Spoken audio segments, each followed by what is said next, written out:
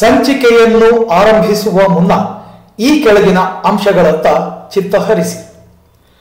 ವರ್ಗ ಸಮೀಕರಣದ ಆದರ್ಶ ರೂಪ ax² + bx + c = 0. a b c ಗಳು ವಾಸ್ತವ ಸಂಖ್ಯೆಗಳು. a 0ಗೆ ಸಮವಲ್ಲ. a 0ಗೆ ಸಮವಾದರೆ ಏನಾಗುತ್ತೆ? ಈ ಸಮೀಕರಣ ವರ್ಗ ಸಮೀಕರಣವಾಗಿ ಉಳಿಯುವುದಿಲ್ಲ, ಅದೊಂದು ರೇಖಾತ್ಮಕ ಸಮೀಕರಣವಾಗುತ್ತೆ. ಇಲ್ಲಿ a ಅನ್ನೋದು x² ನ ಸಹಗುಣಕ, a ನ ಅಗ್ರ ಸಹಗುಣಕ ಅಂತಲೂ ಕರೆಯಬಹುದು. b ಯು x ನ ಸಹಗುಣಕ, c ಯು ವಾಸ್ತವ ಸ್ಥಿರ ಸಂಖ್ಯೆ. ನಮ್ಮ ಈ ವಿಧಾನದಲ್ಲಿ, ವರ್ಗಪೂರ್ಣಗೊಳಿಸುವ ವಿಧಾನದಲ್ಲಿ, ಎರಡು ನಿತ್ಯ ಸಮೀಕರಣಗಳನ್ನು ಉಪಯೋಗಿಸುತ್ತೇವೆ. a² + 2ab + b² = a + b² ಅನ್ನೋದು ಮೊದಲನೇದು.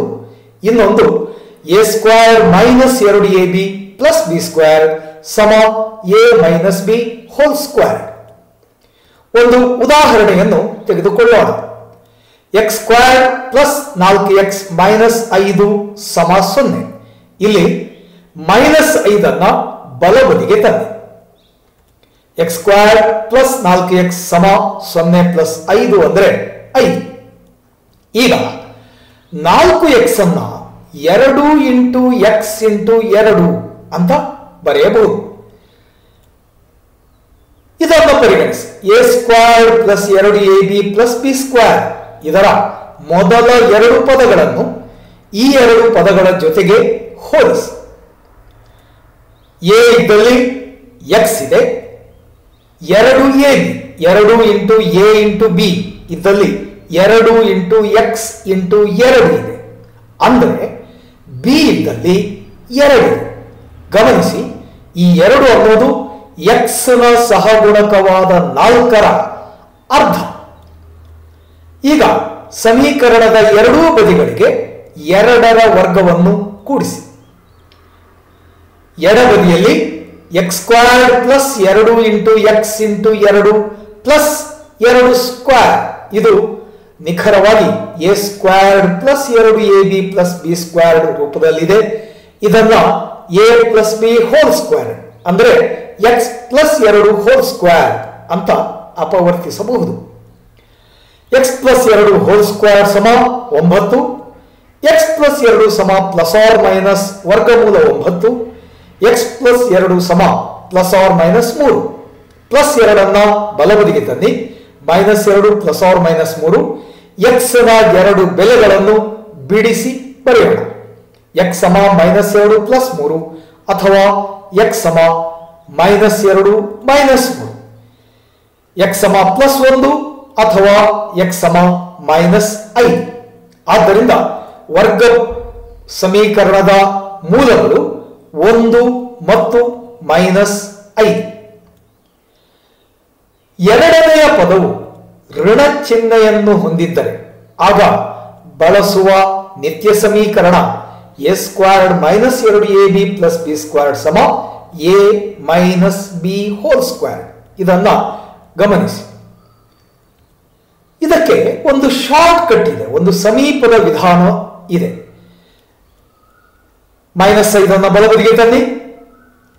ಈಗ x ನ ಸಹಗುಣಕ ಚಿಹ್ನೆಯನ್ನ ಬಿಟ್ಟು ಸಂಖ್ಯೆಯನ್ನು ಮಾತ್ರವೇ ತೆಗೆದುಕೊಳ್ಳಿ. ಒಂದು ಪಕ್ಷ ಅಲ್ಲಿ ಮೈನಸ್ ಚಿಹ್ನೆ ಇದ್ರೂ ನಾವು ಕೇವಲ 4 ತೆಗೆದುಕೊಳ್ಳುತ್ತೇವೆ. 4ರ ಅರ್ಧವನ್ನು ಕಂಡುಹಿಡಿಯಿರಿ. 4ಕ್ಕೆ 2ನೇ 1ರಿಂದ ಗುಣಿಸಿ.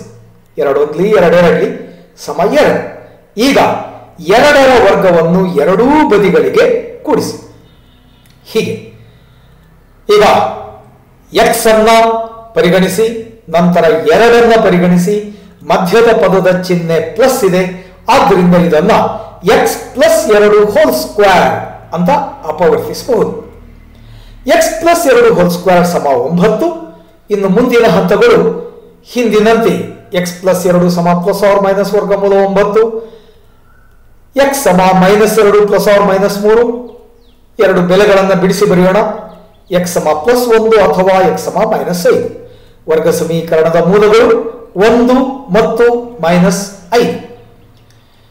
ಈ ವರ್ಗ ಪೂರ್ಣಗೊಳಿಸುವ ಇನ್ನೊಂದು ವಿಧಾನವಿದೆ. ಒಂದು ಪರ್ಯಾಯ ವಿಧಾನವನ್ನು ಪರಿಗಣಿಸಿ. x² + 4x - 5 = 0. ಹಿಂದಿನಂತೆಯೇ -5 ಬಲಬದಿಗೆ ತನ್ನಿ. ಈಗ x² ನ ಸಹಗುಣಕ a = 1. 4a ಕಂಡುಹಿಡಿಯಿರಿ. 4 × 1 ಅಂದರೆ 4. ಇಡೀ ಸಮೀಕರಣ 1 4ರಿಂದ ಗುಣಿಸಿ. x² × 4 + 4x × 4 = 5 × 4 ಅಂದರೆ 4x² + 16x + 20. 4x² ಅನ್ನು 2x² ಅಂತ ಬರೆಯಬಹುದು. 16x ಅನ್ನು 2 × 2x × 4 ಅಂತ ಬರೆಯಬಹುದು. ಈಗ a² + 2ab + b² ಇದನ್ನು ಗಮನಿಸಿ. ಇದರ ಮೊದಲ 2 ಪದಗಳು ಮತ್ತು ಈ 2 ಪದಗಳು ಇವುಗಳನ್ನು ಹೋಲಿಸೋಣ. a ಇದ್ದಲ್ಲಿ ಏನಿದೆ? 2x. ಇನ್ನು 2ab 2 × a × b ಇದ್ದಲ್ಲಿ 2 × 2x × 4 ಇದೆ. ಆದ್ದರಿಂದ b ಇದ್ದಲ್ಲಿ 4 ಇದೆ. ಗಮನಿಸಿ, ಈ 4 ಅನ್ನೋದು x ನ ಸಹಗುಣಕ. ಈಗ ಸಮೀಕರಣದ ಎರಡೂ ಬದಿಗಳಿಗೆ 4² ಅನ್ನು ಕೂಡಿಸಿ. 2x² + 2 × 2x × 4 + 4² ಇದು ನಿಖರವಾಗಿ a² + 2ab + b² ರೂಪದಲ್ಲಿದೆ. ಇದರ ಅಪವರ್ತನ a + b² ಅಂದರೆ 2x + 4² = 20 + 16. 4² ಅಂದರೆ 16. 2x + 4² = 36. 2x + 4 ± ವರ್ಗಮೂಲ 36. ವರ್ಗಮೂಲ 36 ಅಂದರೆ 6. 4 ಬಲಬದಿಗೆ ತನ್ನಿ. -4 ± 6.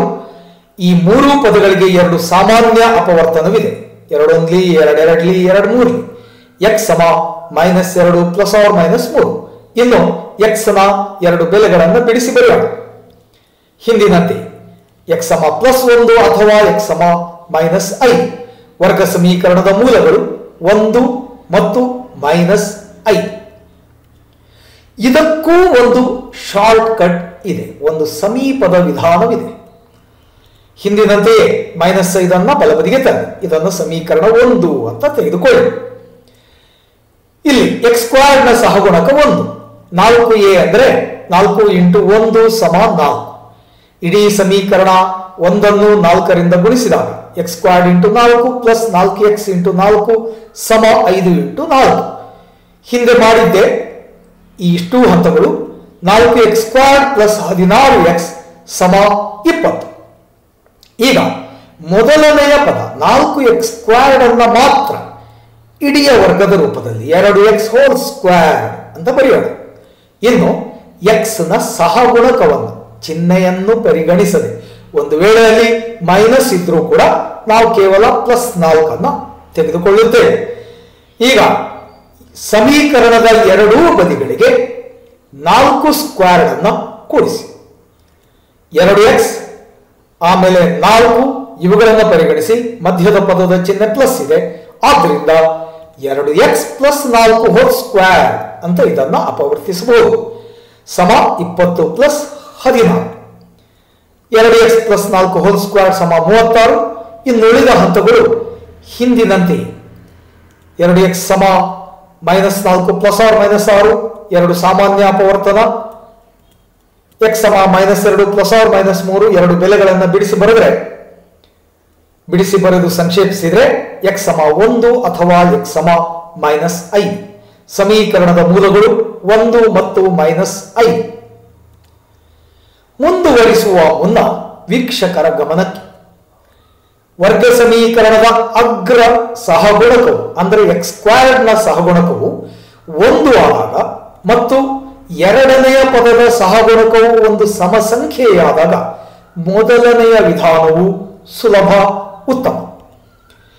ಎರಡನೆಯ ಪದದ ಸಹಗುಣಕವು ಬೆಸ ಸಂಖ್ಯೆಯಾದರೆ ಆಗ ಎರಡನೆಯ ವಿಧಾನವು ಸೂಕ್ತ.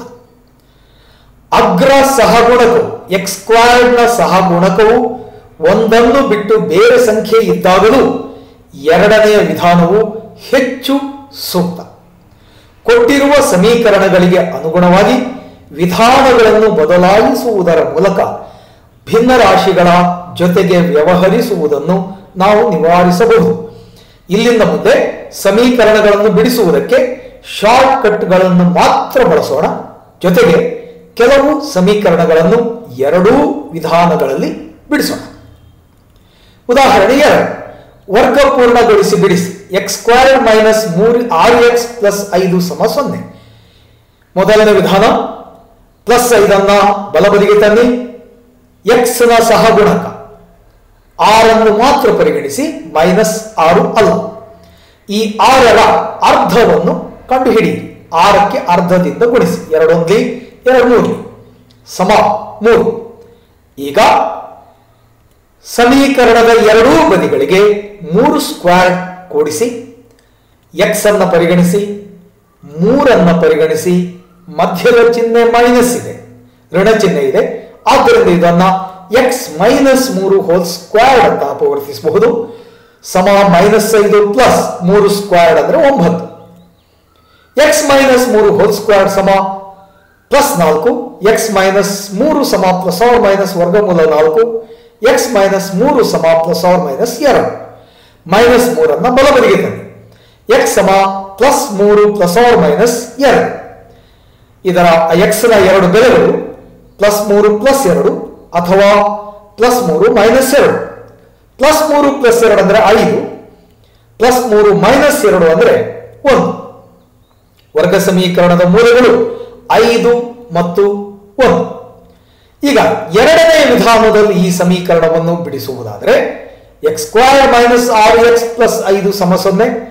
ಹಿಂದಿನಂತೆಯೇ +5 ಬಲಬದಿಗೆ ತನ್ನಿ. ಇದನ್ನು ಸಮೀಕರಣ 1 ಅಂತ ಭಾವಿಸಿ. ಎಕ್ಸ್ ಸ್ಕ್ವೇರ್ನ ಸಹಗುಣಕ 1. 4a = 4 × 1 = 4. ಇಡೀ ಸಮೀಕರಣಕ್ಕೆ 4ರಿಂದ ಗುಣಿಸಿ. ಎಕ್ಸ್ ಸ್ಕ್ವೇರ್ × 4 ಮೈನಸ್ 6x × 4 ಸಮ -5 × 4. 4x ಸ್ಕ್ವೇರ್ ಮೈನಸ್ 24x ಸಮ -20. ಮೊದಲನೆಯ ಪದವನ್ನ ಇಡೀ ವರ್ಗದ ರೂಪದಲ್ಲಿ ಬರೆಯಿರಿ. 4x ಸ್ಕ್ವೇರ್ ಅಂದ್ರೆ 2x ಹೋಲ್ ಸ್ಕ್ವೇರ್ ಸಮ -24x ಸಮ -20. ಈಗ ಎಕ್ಸ್ ನ ಸಹಗುಣಕ ಚಿಹ್ನೆಯನ್ನ ಬಿಟ್ಟು 6 ಮಾತ್ರ ಪರಿಗಣಿಸಿ. ಈ 6 ಸ್ಕ್ವೇರ್ ಅನ್ನ ಎರಡೂ ಬದಿಗಳಿಗೆ ಕೂಡಿಸಿ. +6 ಸ್ಕ್ವೇರ್, ಇಲ್ಲಿ ಕೂಡ +6 ಸ್ಕ್ವೇರ್. ಒಂದು ಸಮೀಕರಣದ ಎರಡೂ ಬದಿಗಳಿಗೆ ಒಂದೇ ಸಂಖ್ಯೆಯನ್ನ ಕೂಡಿದರೆ ಸಮೀಕರಣ ಬದಲಾಗುವುದಿಲ್ಲ. ಈಗ 2x ಆಮೇಲೆ 6, ಮಧ್ಯದ ಪದದ ಚಿಹ್ನೆ ಮೈನಸ್ ಇದೆ, ಋಣ ಚಿಹ್ನೆ ಇದೆ. ಆದ್ದರಿಂದ ಇದನ್ನ 2x - 6 ಹೋಲ್ ಸ್ಕ್ವೇರ್ ಅಂತ ಅಪವರ್ತಿಸಬಹುದು. ಇನ್ನು ಬಲಬದಿಯಲ್ಲಿ 6 ಸ್ಕ್ವೇರ್ ಅಂದ್ರೆ +36. 2x - 6 ಹೋಲ್ ಸ್ಕ್ವೇರ್ ಸಮ +16. 2x - 6 ಸಮ ± ವರ್ಗಮೂಲ 16. -6 ಬಲಬದಿಗೆ ತನ್ನಿ. +± ವರ್ಗಮೂಲ 16 ಅಂದ್ರೆ ±4. -6 ಬಲಬದಿಗೆ ತನ್ನಿ. 2x ಸಮ +6 ± 4. ಇಲ್ಲಿ 2 ಸಾಮಾನ್ಯ ಅಪವರ್ತನ ಭಾಗಿಸಿ. 2 1 2 3 2 2. x ಸಮ 3 ± 2. x ನ ಎರಡು ಬೆಲೆಗಳು 3 + 2 ಅಥವಾ 3 - 2. x ಸಮ 5 ಅಥವಾ x ಸಮ 1. ಆದ್ದರಿಂದ ವರ್ಗ ಸಮೀಕರಣದ ಮೂಲಗಳು 5 ಮತ್ತು 1. ಉದಾಹರಣೆ 3, ವರ್ಗಪೂರ್ಣಗೊಳಿಸಿ ಬಿಡಿಸಿ. y² + 5y + 6 0. ಗಮನಿಸಿ, ಇಲ್ಲಿ y ಯ ಸಹಗುಣಕ ಒಂದು ಬೆಸ ಸಂಖ್ಯೆ. ಇದನ್ನು ಎರಡೂ ವಿಧಾನಗಳಲ್ಲಿ ಬಿಡಿಸಿ ಯಾವ ವಿಧಾನ ಸೂಕ್ತ ಅನ್ನೋದನ್ನ ನೋಡೋಣ. ಮೊದಲನೆಯ ವಿಧಾನ y² + 5y + 6 0. +6 ಬಲಬದಿಗೆ. ಈಗ y ಯ ಸಹಗುಣಕ 5, ಇದರ ಅರ್ಧವನ್ನು ಕಂಡು ಹಿಡಿಯಿರಿ. ಇಂಟು ಎರಡನೇ ಒಂದು ಅಂದರೆ 5/2. 5 ಅಂದರೆ 5/1. 5 1 5, 1 2 2. ಈಗ ಎರಡನೇ 5ರ ಇಡೀ ವರ್ಗವನ್ನು ಎರಡೂ ಬದಿಗಳಿಗೆ ಕೂಡಿಸಿ. y ಆಮೇಲೆ ಎರಡನೇ 5 ಮಧ್ಯದ ಪದದ ಚಿಹ್ನೆ ಪ್ಲಸ್, ಇದನ್ನ y ಪ್ಲಸ್ ಎರಡನೇ 5 ಹೋಲ್ ಸ್ಕ್ವೇರ್ ಅಂತ ಅಪವರ್ತಿಸಬಹುದು. ಇನ್ನು -6 -6/1 ಅಂತ ಬರೀಬಹುದು. 5/2 ಹೋಲ್ ಸ್ಕ್ವೇರ್ ಅಂದ್ರೆ 25/4. ಈಗ 1 ಮತ್ತು 4ಕ್ಕೆ ಸಾಮಾನ್ಯ ಛೇದ ಲಾಸ 4, 4ರಿಂದ ಗುಣಿಸಿ. ಈಗ -24 + 25/4 ಅಂತ ಬರೆಯಬಹುದು. y ಪ್ಲಸ್ 5/2 ಹೋಲ್ ಸ್ಕ್ವೇರ್ ಸಮ -24 + 25 ಅಂದ್ರೆ 1/4. y ಪ್ಲಸ್ 5/2 ಸಮ ಪ್ಲಸ್ ಆರ್ ಮೈನಸ್ ವರ್ಗಮೂಲ 4ನೇ 1. y ಪ್ಲಸ್ ಎರಡನೇ 5 ಸಮ ಪ್ಲಸ್ ಆರ್ ಮೈನಸ್ ಎರಡನೇ 1 ಪ್ಲಸ್ ಎರಡನೇ 5ಅನ್ನ ಬಲಬದಿಗೆ ತಂದಾಗ ಮೈನಸ್ ಎರಡನೇ 5 ಆಯಿತು. y ಸಮ ಅವೆರಡಕ್ಕೂ ಎರಡು ಸಾಮಾನ್ಯ ಛೇದವಿದೆ, ಆದ್ದರಿಂದ -5 ಪ್ಲಸ್ ಆರ್ ಮೈನಸ್ 1/2 ಅಂತ ಬರೆಯಬಹುದು. y ಯ ಎರಡು ಬೆಲೆಗಳು y ಸಮ -5 ಪ್ಲಸ್ 1/2 ಅಥವಾ y ಸಮ -5 ಮೈನಸ್ 1/2. y ಸಮ -4/2 ಅಥವಾ y ಸಮ -6/2. 2 1 2 2 1 2 3. y ಸಮ -2 ಅಥವಾ y ಸಮ -3. ಆದ್ದರಿಂದ ವರ್ಗ ಸಮೀಕರಣದ ಮೂಲಗಳು -2 ಮತ್ತು -3.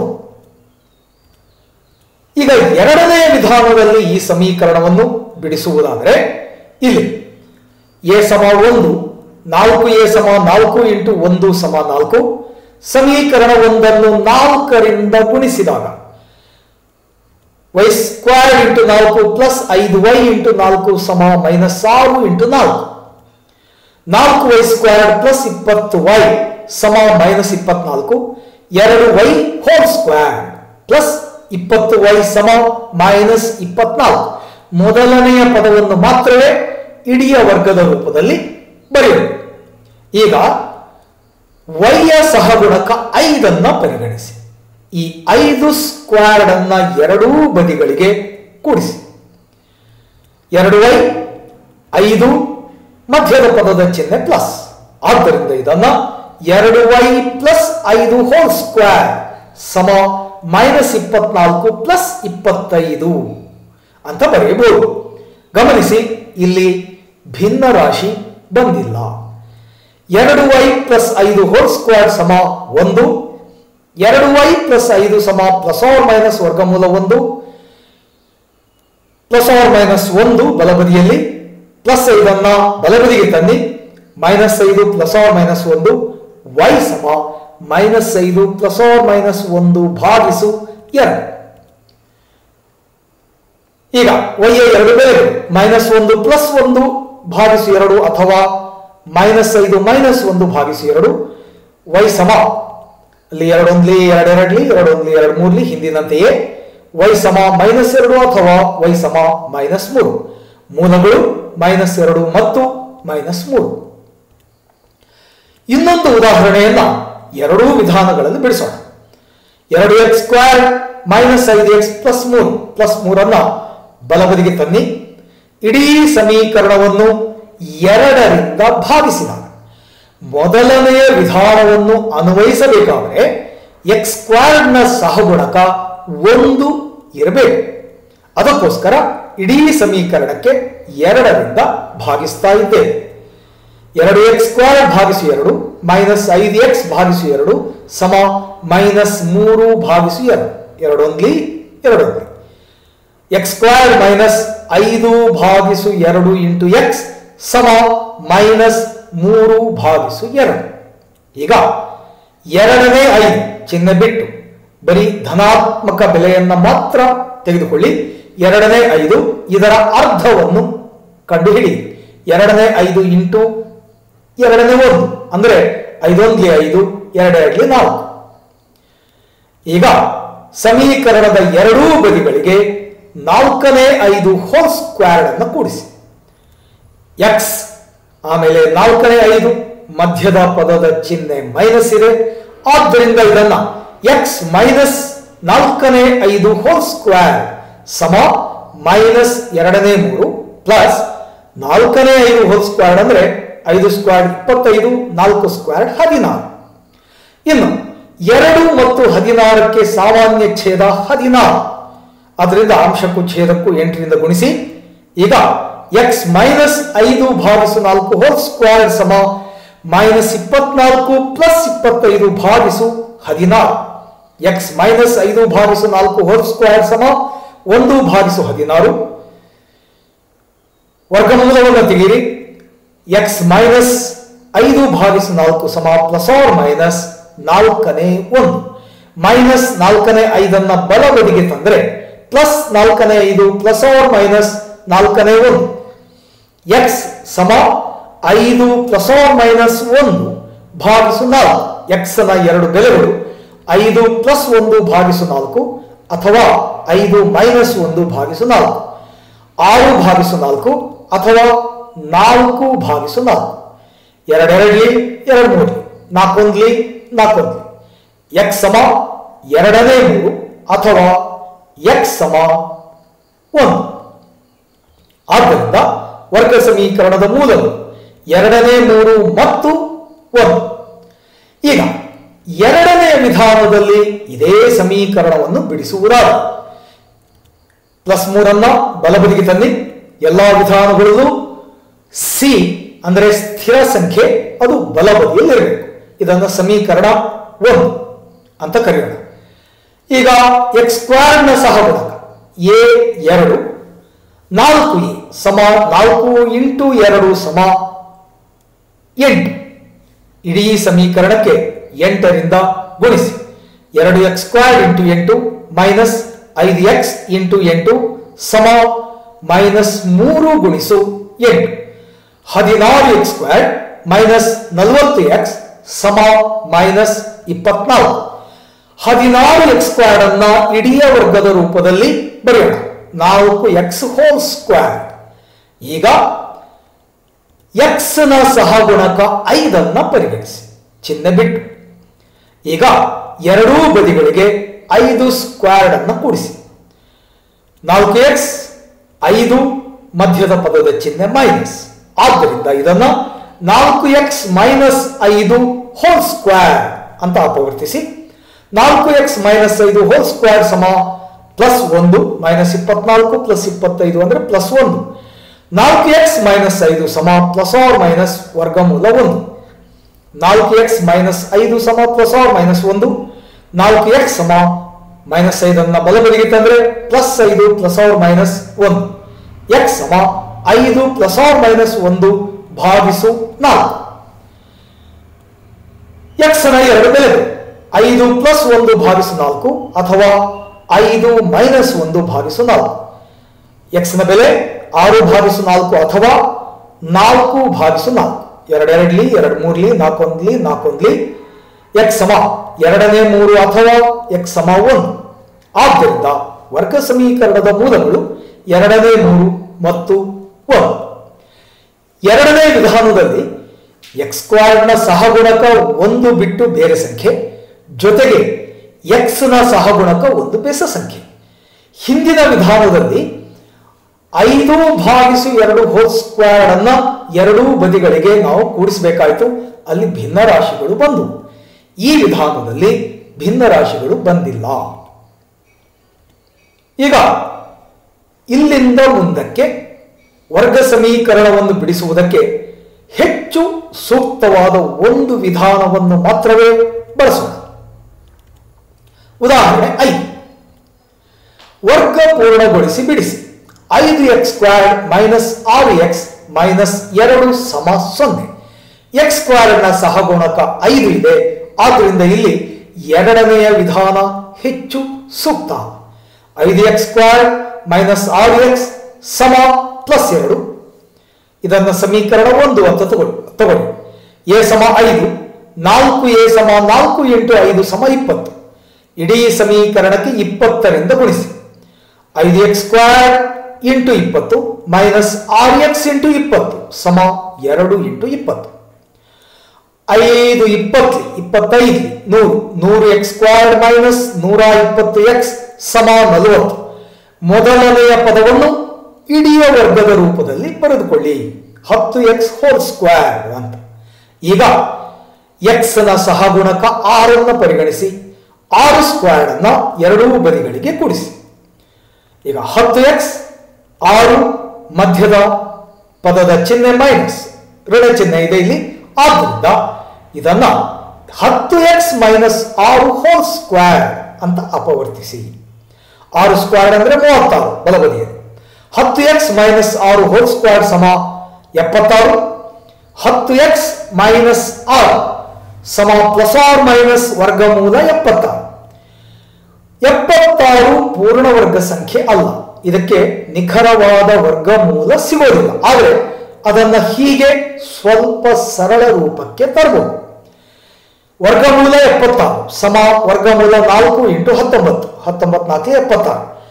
ವರ್ಗಮೂಲ 4 ಇಂಟು ವರ್ಗಮೂಲ 19 ಅಂದ್ರೆ ವರ್ಗಮೂಲ 4ಕ್ಕೆ 4ರ ಬೆಲೆ ಬೇಕು ನಮಗೆ 2 ಇಂಟು ವರ್ಗಮೂಲ 19 ಅಂದ್ರೆ 2 ವರ್ಗಮೂಲ 19. 10x ಮೈನಸ್ 6 ಸಮ ಪ್ಲಸ್ ಆರ್ ಮೈನಸ್ 2 ವರ್ಗಮೂಲ 19. 10x ಸಮ ಮೈನಸ್ 6 ಅನ್ನ ಬಲಬದಿಗೆ ತಂದರೆ ಪ್ಲಸ್ 6 ಪ್ಲಸ್ ಆರ್ ಮೈನಸ್ 2 ವರ್ಗಮೂಲ 19. ಇಲ್ಲಿರುವ ಮೂರು ಪದಗಳಿಗೆ 2 ಸಾಮಾನ್ಯ ಅಪವರ್ತನ, 2 5ಲಿ 2 3ಲಿ 2 1ಲಿ. ಈಗ 5x ಸಮ 3 ಪ್ಲಸ್ ಆರ್ ಮೈನಸ್ ವರ್ಗಮೂಲ 19. ಇದನ್ನ ಇನ್ನು ಸುಲಭ ರೂಪಕ್ಕೆ ತರೋದಕ್ಕೆ ಸಾಧ್ಯ ಇಲ್ಲ. x ಸಮ 3 ಪ್ಲಸ್ ಆರ್ ಮೈನಸ್ ವರ್ಗಮೂಲ 19 ಭಾಗಿಸು 5. ಇಷ್ಟೇ ಇದರ ಉತ್ತರ. x ನ ಎರಡು ಬೆಲೆಗಳು 3 ಪ್ಲಸ್ ವರ್ಗಮೂಲ 19 ಭಾಗಿಸು 5, 3 ಮೈನಸ್ ವರ್ಗಮೂಲ 19 ಭಾಗಿಸು 5. ವರ್ಗ ಸಮೀಕರಣದ ಮೂಲಗಳು ಇವು. ಉದಾಹರಣೆ 6. ವರ್ಗ ಪೂರ್ಣಗೊಳಿಸಿ ಬಿಡಿಸಿ 4x² ಪ್ಲಸ್ 3x ಪ್ಲಸ್ 5 ಸಮ 0. ಇಲ್ಲಿಯೂ ಕೂಡ ಎರಡನೆಯ ವಿಧಾನವೇ ಹೆಚ್ಚು ಸೂಕ್ತ. ಇಲ್ಲಿ a ಬೆಲೆ 4, 4a 4 ಇಂಟು 4 ಸಮ 16. ಇಡೀ ಸಮೀಕರಣಕ್ಕೆ 16ರಿಂದ ಗುಣಿಸಿ 4x² into 16 plus 3x into 16 ಸಮ minus 5 into 16. 64x² plus 48x ಸಮ ಮೈನಸ್ 80. 64 ಅಂದ್ರೆ 8² ಆದ್ರಿಂದ 64x² ಅನ್ನ 8x² ಅಂತ ಬರೆಯಬಹುದು. ಈಗ x ನ ಸಹಗುಣಕ 3 ಪರಿಗಣಿಸಿ. ಇಡೀ ಸಮೀಕರಣಕ್ಕೆ 3² ಎರಡೂ ಬದಿಗಳಿಗೆ 3² ಅನ್ನು ಕೂಡಿಸಿ. 8x 3 ಮಧ್ಯದ ಪದದ ಚಿಹ್ನೆ ಪ್ಲಸ್ ಇದೆ. 8x ಪ್ಲಸ್ 3² ಸಮ ಮೈನಸ್ 80 ಪ್ಲಸ್ 9. 8x ಪ್ಲಸ್ 3² ಸಮ ಮೈನಸ್ 71. ಗಮನಿಸಿ, ಮೈನಸ್ 71 ಅನ್ನೋದು 0ಗಿಂತ ಕಡಿಮೆ. ಆದ್ದರಿಂದ ಮೈನಸ್ 71 ಒಂದು ಋಣ ಸಂಖ್ಯೆ. ಅಲ್ಲಿ ಮೇಲಿನ ಸಮೀಕರಣವನ್ನು ಇನ್ನೊಮ್ಮೆ ನೋಡಿ. 8x ಪ್ಲಸ್ 3² ಯಾವುದೇ ಸಂಖ್ಯೆಯನ್ನು ಎರಡನೆಯ ಘಾತಕ್ಕೆ ಏರಿಸಿದಾಗ, ವರ್ಗಕ್ಕೆ ಏರಿಸಿದಾಗ ಋಣ ಸಂಖ್ಯೆ ಬರಲು ಸಾಧ್ಯವೇ ಇಲ್ಲ. ಒಂದು ವಾಸ್ತವ ಸಂಖ್ಯೆಯ ವರ್ಗವು ಋಣ ಸಂಖ್ಯೆಯಾಗಿರಲು ಸಾಧ್ಯವೇ ಇಲ್ಲ. ಅಂದರೆ ಕೊಟ್ಟಿರುವ ವರ್ಗ ಸಮೀಕರಣಕ್ಕೆ ವಾಸ್ತವ ಮೂಲಗಳಿಲ್ಲ. ಉದಾಹರಣೆ 7. 4x² ಪ್ಲಸ್ 4 ವರ್ಗಮೂಲ x ಪ್ಲಸ್ 3 ಸಮ 0. ಇದಕ್ಕೂ ಎರಡನೇ ವಿಧಾನವನ್ನೇ ಅನ್ವಯಿಸೋಣ. ಪ್ಲಸ್ 3 ಬಲಬದಿಗೆ ತಂದೆ. a ಸಮ 4, 4a ಸಮ 4 ಇಂಟು 4 ಸಮ 16. ಇಡೀ ಸಮೀಕರಣಕ್ಕೆ 16ರಿಂದ ಗುಣಿಸಿದರೆ 4x² ಇಂಟು 16 ಪ್ಲಸ್ 4 ವರ್ಗಮೂಲ x ಇಂಟು 16 ಸಮ -3 ಇಂಟು 16. 64x² ಮೊದಲನೆಯ ಪದ. ಇದನ್ನ ಇಡೀ ವರ್ಗದ ರೂಪದಲ್ಲಿ ಬರೆದರೆ 8x² ಆಗುತ್ತೆ. ಈಗ x ನ ಸಹಗುಣಕ 4 ವರ್ಗಮೂಲ 3 ಇದನ್ನು ಪರಿಗಣಿಸಿ ಮತ್ತು ಎರಡೂ ಬದಿಗಳಿಗೆ 4 ವರ್ಗಮೂಲ 3² ಅನ್ನು ಕೂಡಿಸಿ. 8x 4 ವರ್ಗಮೂಲ 3 ಮಧ್ಯದ ಪದದ ಚಿಹ್ನೆ ಪ್ಲಸ್ ಅಂದರೆ a plus b whole square ರೀತಿಯಲ್ಲಿ ಇದನ್ನ ಅಪವರ್ತಿಸಬೇಕು. 8x ಪ್ಲಸ್ 4 ವರ್ಗಮೂಲ 3 ಹೋಲ್ ಸ್ಕ್ವೇರ್ ಸಮ -48 ಪ್ಲಸ್ 4 ಸ್ಕ್ವೇರ್ಡ್ ಅಂದ್ರೆ 16 ವರ್ಗಮೂಲ 3 ಸ್ಕ್ವೇರ್ಡ್ ಅಂದ್ರೆ 3 16 3 48. 8x ಪ್ಲಸ್ 4 ವರ್ಗಮೂಲ 3 ಹೋಲ್ ಸ್ಕ್ವೇರ್ ಸಮ -48 ಪ್ಲಸ್ 48 ಅಂದ್ರೆ 0. 8x ಪ್ಲಸ್ 4 ವರ್ಗಮೂಲ 3 ಸಮ 0ಯ ವರ್ಗಮೂಲ 0. 8x ಸಮ -4 ವರ್ಗಮೂಲ 3. ಇಲ್ಲಿ 4 ಅನ್ನೋದು ಒಂದು ಸಾಮಾನ್ಯ ಅಪವರ್ತನ. 4 2 4. 2x ಸಮ ಮೈನಸ್ ವರ್ಗಮೂಲ 3. x ಸಮ ಮೈನಸ್ ವರ್ಗಮೂಲ 3 ಭಾಗಿಸು 2. ಅಂದರೆ ವರ್ಗ ಸಮೀಕರಣದ ಮೂಲಗಳು ಮೈನಸ್ ವರ್ಗಮೂಲ 3 ಭಾಗಿಸು 2 ಮತ್ತು ಮೈನಸ್ ವರ್ಗಮೂಲ 3 ಭಾಗಿಸು 2. ವರ್ಗ ಸಮೀಕರಣವು ಸಮವಾದ ಮೂಲಗಳನ್ನು ಹೊಂದಿದೆ ಅಥವಾ ವರ್ಗ ಸಮೀಕರಣವು ಒಂದೇ ಮೂಲವನ್ನು ಹೊಂದಿದೆ ಅಂತ ನಾವು ಹೇಳಬಹುದು. ಇದೇ ಲೆಕ್ಕವನ್ನ ಇನ್ನೊಂದು ರೀತಿಯಲ್ಲಿ ಮಾಡಬಹುದು. ಈ 4x² ಅನ್ನ 2x² ಅಂತ ಬರೆಯೋಣ. ಎರಡನೇ ಪದವನ್ನ 2 ಇಂಟು 2x ಇಂಟು ವರ್ಗಮೂಲ 3 ಅಂತ ಬರೆಯೋಣ. 3ಅನ್ನ ವರ್ಗಮೂಲ 3 ಹೋಲ್ ಸ್ಕ್ವೇರ್ ಅಂತ ಬರೆಯೋಣ. ಈಗ a² plus 2ab plus b² ನ ಜೊತೆಗೆ ಈ 3 ಪದಗಳನ್ನು ಹೋಲಿಸಿದ್ರೆ a ಇದ್ದಲ್ಲಿ 2x ಇದೆ, b ಇದ್ದಲ್ಲಿ ವರ್ಗಮೂಲ 3 ಇದೆ. ಆದ್ದರಿಂದ ಇದನ್ನ ನೇರವಾಗಿ a plus b whole square ಅಂದ್ರೆ 2x ಪ್ಲಸ್ ವರ್ಗಮೂಲ 3 ಹೋಲ್ ಸ್ಕ್ವೇರ್ ಅಂತ ಅಪವರ್ತಿಸಬಹುದು. 2x ಪ್ಲಸ್ ವರ್ಗಮೂಲ 3 ಸಮ 0, 2x ಸಮ ಮೈನಸ್ ವರ್ಗಮೂಲ 3, x ಸಮ ಮೈನಸ್ ವರ್ಗಮೂಲ 2 ವರ್ಗಮೂಲ 3 ಭಾಗಿಸು 2. ಸಮೀಕರಣದ ಮೂಲಗಳಿವು. ಆಮೇಲೆ ಇವು ಸಮವಾಗಿವೆ, ಎರಡೂ ಮೂಲಗಳು ಸಮವಾಗಿವೆ. ವರ್ಗ ಸಮೀಕರಣವು ಒಂದೇ ಮೂಲವನ್ನು ಹೊಂದಿದೆ ಅಂತಲೂ ಹೇಳಬಹುದು. ಅಂತಿಮವಾಗಿ ವರ್ಗ ಸಮೀಕರಣದ ಆದರ್ಶ ರೂಪ ax² plus bx plus c ಸಮ 0. ಇದಕ್ಕೆ ವರ್ಗ ಪೂರ್ಣಗೊಳಿಸುವ ವಿಧಾನವನ್ನ ಅನ್ವಯಿಸಿದರೆ ಏನಾಗುತ್ತೆ ಅನ್ನೋದನ್ನ ನೋಡೋಣ. ax² plus bx plus c ಸಮ 0 ಪ್ಲಸ್ c ಅನ್ನ ಬಲಬದಿಗೆ ತನ್ನಿ. ನಾನಿಲ್ಲಿ ಎರಡನೆಯ ವಿಧಾನವನ್ನ ಅನ್ವಯಿಸುತ್ತೇನೆ. ಇಡೀ ಸಮೀಕರಣಕ್ಕೆ x² ನ ಸಹಗುಣಕ a 4a ಇಂದ ಗುಣಿಸೋಣ. ax² ಪ್ಲಸ್ bx ಸಮ minus c. ax² into 4a plus bx into 4a ಸಮ minus c into 4a. 4a² x² plus 4abx ಸಮ ಮೈನಸ್ 4ac. ಮೊದಲನೆಯ ಪದವನ್ನು 2ax ಹೋಲ್ ಸ್ಕ್ವೇರ್ ಅಂತ ಬರೆಯಬಹುದು. ಈಗ x ನ ಸಹಗುಣಕ b ಅನ್ನು ಪರಿಗಣಿಸಿ ಎರಡೂ ಬದಿಗಳಿಗೆ b² ಅನ್ನು ಕೂಡಿಸಿ. ಈಗ 2ax ಆಮೇಲೆ b ಮಧ್ಯದ ಪದದ ಚಿಹ್ನೆ ಪ್ಲಸ್, ಇದನ್ನ a plus b whole square ಅಂದ್ರೆ 2ax plus b whole square ಅಂತ ಅಪವರ್ತಿಸಬಹುದು. ಇನ್ನು ಮೈನಸ್ 4ac ಪ್ಲಸ್ b² ಅನ್ನ b² ಮೈನಸ್ 4ac ಅಂತ ಬರೆದರೆ ತಪ್ಪಿಲ್ಲ. 2ax ಪ್ಲಸ್ b ಸಮ ಪ್ಲಸ್ ಆರ್ ಮೈನಸ್ ವರ್ಗಮೂಲ b² ಮೈನಸ್ 4ac. 2ax ಸಮ ಪ್ಲಸ್ b ಅನ್ನ ಬಲಬದಿಗೆ ತಂದ್ರೆ minus b plus or minus ವರ್ಗಮೂಲ b² ಮೈನಸ್ 4ac. ಎಕ್ಸ್ ಸಮ minus b plus or minus ವರ್ಗಮೂಲ ಬಿ ಸ್ಕ್ವೇರ್ಡ್ ಮೈನಸ್ 4ac ಭಾಗಿಸು 2a. ಇದನ್ನೇ ನಾವು ವರ್ಗ ಸಮೀಕರಣವನ್ನು ಬಿಡಿಸುವ ಸೂತ್ರ ಅಂತ ಕರೆಯುತ್ತೇವೆ. ಇಲ್ಲಿ ಎಕ್ಸ್ ನ ಎರಡು ಬೆಲೆಗಳು ಮೈನಸ್ ಬಿ ಪ್ಲಸ್ ವರ್ಗಮೂಲ ಬಿ ಸ್ಕ್ವೇರ್ಡ್ ಮೈನಸ್ 4ac ಭಾಗಿಸು 2a ಅಥವಾ ಮೈನಸ್ ಬಿ ಮೈನಸ್ ವರ್ಗಮೂಲ ಬಿ ಸ್ಕ್ವೇರ್ಡ್ ಮೈನಸ್ 4ac ಭಾಗಿಸು 2a. ax square plus bx plus c ಸಮ 0ಯ ಮೂಲಗಳು ಮೈನಸ್ ಬಿ ಪ್ಲಸ್ ವರ್ಗಮೂಲ ಬಿ ಸ್ಕ್ವೇರ್ಡ್ ಮೈನಸ್ 4ac ಭಾಗಿಸು 2a ಮತ್ತು ಮೈನಸ್ ಬಿ ಮೈನಸ್ ವರ್ಗಮೂಲ ಬಿ ಸ್ಕ್ವೇರ್ಡ್ ಮೈನಸ್ 4ac ಭಾಗಿಸು 2a. ಈ ಸೂತ್ರವನ್ನು ಮೊದಲನೆಯ ವಿಧಾನದಲ್ಲೂ ಕೂಡ ಸಾಧಿಸಬಹುದು. ಮೊದಲು ವರ್ಗ ಸಮೀಕರಣಕ್ಕೆ a ಇಂದ ಭಾಗಿಸಿ ಎಕ್ಸ್ ಸ್ಕ್ವೇರ್ಡ್ ನ ಸಹಗುಣಕವನ್ನು 1 ಅಂತ ಮಾಡಿ ಮುಂದುವರಿಬೇಕು. ಇದನ್ನ ನೀವೇ ಪ್ರಯತ್ನಿಸಿ. ಮುಂದಿನ ಸಂಚಿಕೆಯಲ್ಲಿ ಸೂತ್ರದ ಸಹಾಯದಿಂದ ಕೆಲವು ವರ್ಗ ಸಮೀಕರಣಗಳನ್ನು ಬಿಡಿಸೋಣ. ಅಲ್ಲಿಯವರೆಗೆ ಬಾಯ್.